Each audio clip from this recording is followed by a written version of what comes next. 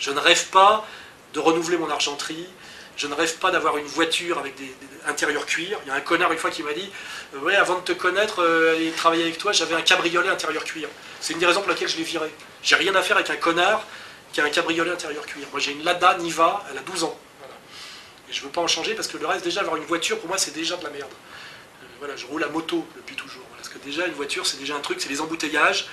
Faire 3 fois le tour du quartier pour trouver une place pour se garer. Je pense que si les hommes sont des sous-hommes aujourd'hui, c'est parce qu'ils acceptent le salariat et les embouteillages. Moi, j'ai jamais accepté le salariat, ni les embouteillages. Et c'est pour ça que je suis un être humain, encore. On a été émasculé par la violence et la structure du système. Et c'est pour ça qu'il y a peu de gens qui peuvent me comprendre, mais que ceux qui me comprennent très bien, c'est les mecs de banlieue, etc. Parce que malgré tous leurs défauts, c'est encore des hommes. Ce vers quoi on va aujourd'hui, qui n'est pas du complot, parce que c'était il y a 10 ans c'était du complot, aujourd'hui c'est annoncé par les maîtres du monde eux-mêmes, qui s'appelle le projet de gouvernement mondial, porté par le nouvel ordre mondial, rallié par tout le monde. À la fin, la banque possède tout. Cette logique privée du prêt non remboursable contre garantie hypothécaire pour la PME est exactement à une échelle supérieure la stratégie et la logique de la banque pour prendre possession entièrement de la richesse des États à travers la captation du travail des travailleurs productifs et en créant leur misère. Et ça, c'est l'analyse que je fais globalement, ce qui correspond exactement à la critique qu'on pouvait faire du servage par les féodaux, comment dirais-je, au Moyen-Âge, hein, privilège de droit divin, qui fait que des pauvres travaillent la terre et que les autres bouffent pour chasser et les mépriser et les regarder crever de faim. C'est exactement ce qui est en train de s'accomplir en ce moment. C'est admis par de plus en plus de gens, notamment Chouard, comment il s'appelle, je crois que c'est Étienne Chouard, qui vient de la gauche et de l'économie, qui l'a découvert récemment naïvement et qui est exactement sur ma position, que j'ai rencontré d'ailleurs, et qui m'a dit non seulement « Alain, tu as entièrement raison », mais il est allé plus loin, il m'a dit « Et derrière, c'est Rothschild ». Il a osé aller jusque-là. Et c'est vrai, derrière, c'est Rothschild. Quand on regarde les citations de Rockefeller, de Disraeli déjà à l'époque, ou des grands capitalistes comme Ford, ils disent tous en gros que si le peuple comprenait comment marche la monnaie et comment marche le système bancaire, il y aurait en gros une révolution demain matin.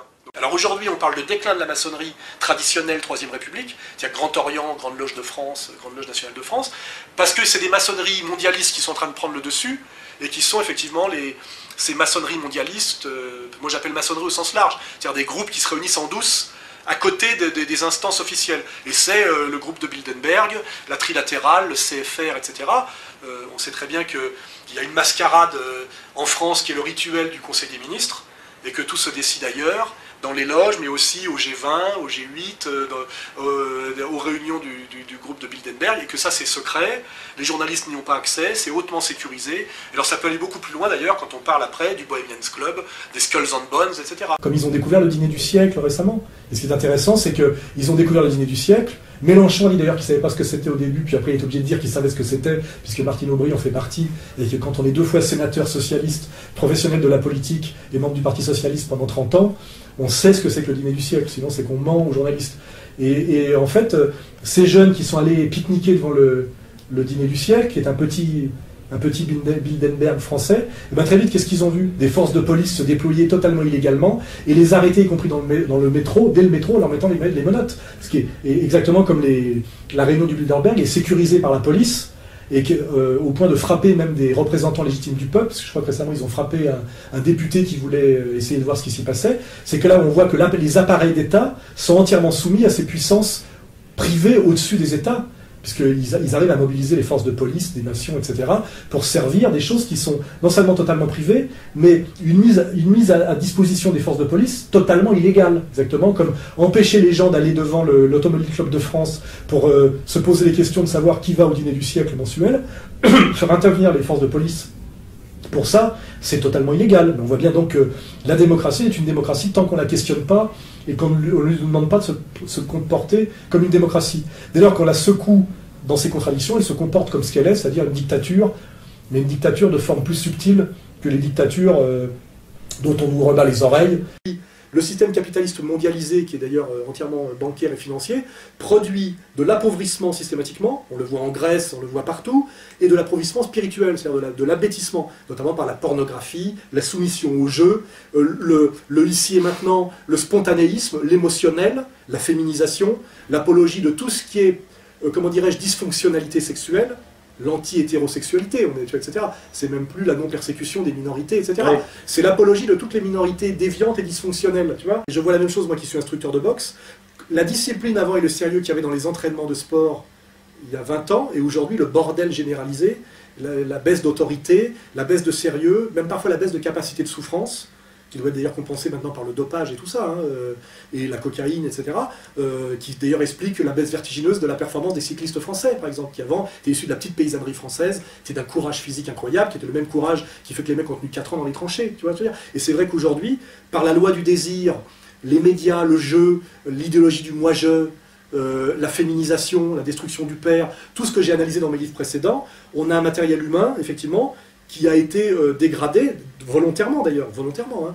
Il y a aussi la haine de soi par l'idéologie de la repentance permanente et de l'anti-France permanente. Il y a effectivement la féminisation, la dévirilisation, le communautarisme aussi, c'est-à-dire le diviser pour régner. Enfin, tout ça a été à mon avis fait assez intuitivement et intelligemment, pour avoir effectivement un matériel de résistance le plus affaibli possible, souvent emmené d'ailleurs sur des voies de garage, des faux combats, etc. Et j'ai vu effectivement ce monde transformer tout ça en fiotas, Canal+. Vous avez vu le physique des animateurs de Canal+? Même déjà, on voit qu'anthropologiquement, c'est des merdes, c'est des sous-hommes. Ils ont une grosse tête avec un tout petit corps, vous savez, c'est des mutants. J'ai l'impression que si je souffle, ils s'envolent. Enfin, et j'imagine la trouille physique qu'ont ces mecs-là s'ils sont confrontés à une vraie réalité. En fait, leur arrogance, c'est uniquement qu'ils sont dans des locaux sécurisés, avec des détecteurs de métaux. Il faut voir ce que c'est aujourd'hui, ce genre de truc. Moi, je suis dans des endroits où n'importe qui peut venir, je risque des agressions, j'en ai déjà eu. Eux, ils se donnent leur papier à l'entrée, on leur donne un badge. Il y a un sas avec des vigiles, des noirs en général, hein, toujours des Africains. Là, il y a bien une division raciale du travail qui ne les gêne pas. Dans des espèces de tours en marbre avec des gros ascenseurs en inox. Et puis là, ils sont dans leur petit bureau, ils font leur petit numéro.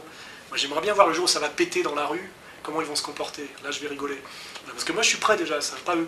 J'ai vécu tout ça, moi, je le sais. Les mecs qui se mettent à chialer en garde à vue, hein, et qui sont prêts à tout signer, tout ce qu'on leur demande, etc. Voilà. On est dans un monde où pour exister socialement, quel que soit l'argent que vous ayez, etc., vous devez avoir mis vos couilles dans le coffre de l'oligarchie, vous voyez.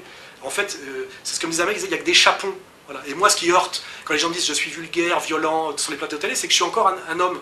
Et quand on regarde Droit de réponse, encore dans les années 70, avec Choron, etc., il y avait encore des hommes à la télé dans les années 70. Ça s'est dégradé incroyablement vite aujourd'hui. Aujourd'hui, on est face à que des espèces d'émasculés, des sous-hommes, des gonzesses, par contre, qui portent effectivement des culottes, effectivement, parce que tous ces... voilà, il faut qu'il y ait des sous-hommes pour qu'il y ait des surfemmes, etc. En fait, moi, je suis resté finalement un mec des années 60. Parce que c'est de là que je viens, où il y avait De Gaulle, voilà, où il y avait Tabarly. Vous voyez, Tabarly, quoi, je veux dire. À l'époque, je croisais Kersezon, je discutais avec Kersezon, parce que j'ai connu tous ces gens-là, parce que j'ai été un mondain. Donc j'ai connu des grands voyous de banlieue de l'époque où ils sont sortis à la fin des années 80, qui venaient des Bosquets, de Villepinte, avant de la Courneuve. C'était mes potes, c'est pour ça que j'ai une tendresse pour les mecs des quartiers. Mais non plus, c'est pas des excuses pour la délinquance de masse. En fait, j'aime bien les héros individuels. La délinquance de masse, comme tout ce qui est un produit en série, me dégoûte. Aujourd'hui, la banlieue produit des délinquants de série. Je n'ai aucun respect pour les délinquants de série. J'ai des respects pour les types qui s'élèvent.